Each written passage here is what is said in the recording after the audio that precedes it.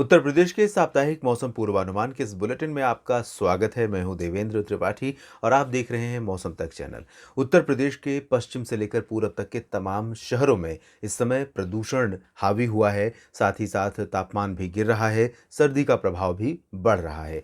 बारिश की अगर हम बात करें तो पूरे सप्ताह बारिश की संभावना ना तो पश्चिम में है और ना ही पूरब में है। हालांकि सप्ताह के मध्य के बाद, यानी कि हम बात इस बुलेटिन में कर रहे हैं 9 नवंबर से लेकर 15 नवंबर के बीच की। तो सप्ताह के मध्य में आते-आते, यानी कि 12 नवंबर के आसपास से स्थितियां बदल जाएंगी और 12 नवंबर से पूर्वी उत्तर प्रदेश के क्षेत्रों में, यहां तक कि मध्य भागों तक, यानी हम जिक्र कर सकते हैं ललितपुर से लेकर झांसी, जालौन, कानपुर देहात और कानपुर शहर, अकबरपुर, उन्नाव, लखनऊ, बाराबंकी, गोंडा, बलरामपुर, बहराइच, श्रावस्ती और सिद्धार्थनगर, महाराजगंज, कुशीनगर, बस्ती, गोरखपुर, देवरिया, मऊ, आजमगढ़, बलिया, गाजीपुर, वाराणसी, चंदौली, सोनभद्र, मिर्ज़ापुर, भदोही और प्रयागराज, जौनपुर, सुल्तानपुर, प्रतापगढ़, आजमगढ़, कौशाम्बी, चित्रकूट, फतेहपुर, अमेठी, रायबरेली, ये जो रीजन है, इन भागों में हवाओं के रुख में बदलाव 12 नवंबर से ही दिखाई देने लगेगा। 12 नवंबर से पहले इन सभी भागों में लगातार पश्चिमी दिशा से ठंडी और शुष्क हवाओं का प्रभाव रहेगा, जिसके कारण तापमान ग्रेजुअली, यानी हर दिन आप देखेंगे थोड़ा सा सर्दी का प्रभाव बढ़ गया है। 12 नवंबर तक 9, 10 और 11 को ये स्थिति रहेगी। 12 को भी सुबह के समय ये स्थिति रहेगी। उसके बाद हवाओं का रुख बदल जाएगा। हवाएं हवाएं पूर्वी दिशा से, दक्षिण पूर्वी दिशा से यहाँ चलने लगेंगी, घूमने लगेंगी। पहले ये हवाएं इधर से आती हुई नजर आएंगी और आपको महसूस होंगी इन हवाओं की ठंडक और इन हवाओं का जो डायरेक्शन है। और उसके बाद 12 नवंबर से हवाओं का रुख बदलेगा। हवाओं का जो प्रकृति है, हवाओं की जो प्रकृति है, नेचर है, वो बहुत ही अलग होगा, जिसकी वजह से तापमान यहाँ पर बढ़ेगा, न्यूनतम तापमान, और पोल्यूशन का लेवल और बढ़ जाएगा। वाराणसी से लेकर कानपुर, लखनऊ और जो गोरखपुर समेत पूर्वी उत्तर प्रदेश का इंडस्ट्रियल बेल्ट है, जिन जिन शहरों में, उन भागों में पोल्यूशन का लेवल, यानी एयर क्वालिटी इंडेक्स, काफ़ी पुअर रहेगा। तो इन भागों में जो पोल्यूटेड सिटीज़ हैं, उन शहरों में लोगों से अपील मेरी है, सुझाव ये है कि नज़रअंदाज न करें। जब भी घर से बाहर निकलें, मास्क पहनें या फिर गमछा या फिर तौलिया या रुमाल को ही मुंह पर बांध के रखें। इससे दो सुरक्षा होगी, कोविड से भी हिफाजत होगी और सुरक्षा होगी आपकी प्रदूषण से भी। तो ये स्थितियां पूर्वी उत्तर प्रदेश में रहेंगी। और पूर्व से हम पश्चिम की तरफ अगर चलें तो पश्चिम में, यानी सीतापुर और हरदोई, कन्नौज, इटावा से लेकर ये जो रीजन रहेगा, मेरठ, बागपत और मुजफ्फरनगर, सहारनपुर, शामली तक का, इन सभी भागों में पूरे सप्ताह पश्चिमी शुष्क और ठंडी हवाओं का प्रभाव लगातार बना रहेगा। बादल यहाँ पर बहुत ही रेयर दिखाई देंगे।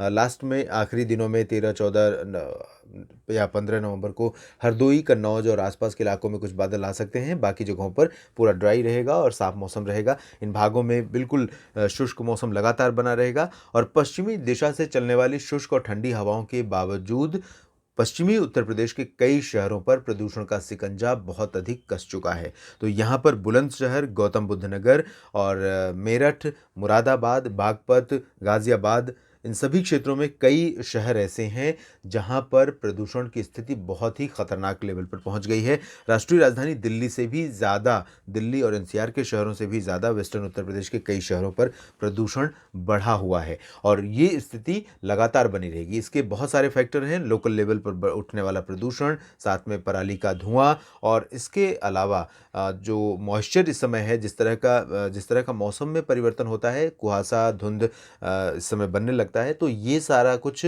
निचले सतह पर बना रहता है। यानी जो हमारा वायुमंडल है, उसकी जो निचली सतह है उस पर बना रहता है और हमें सीधे तौर पर इसका प्रभाव झेलना पड़ता है।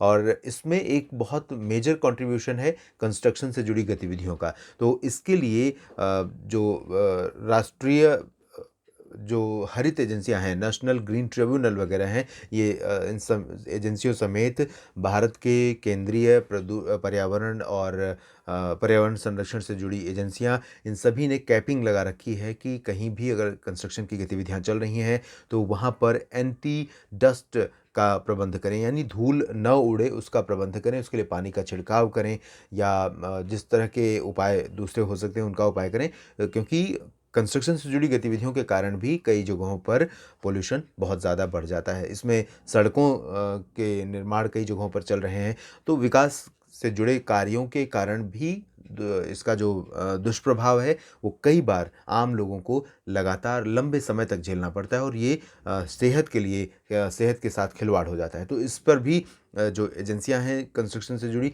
उन वो भी ध्यान रखें और आम लोग भी अपनी हिफाजत करें।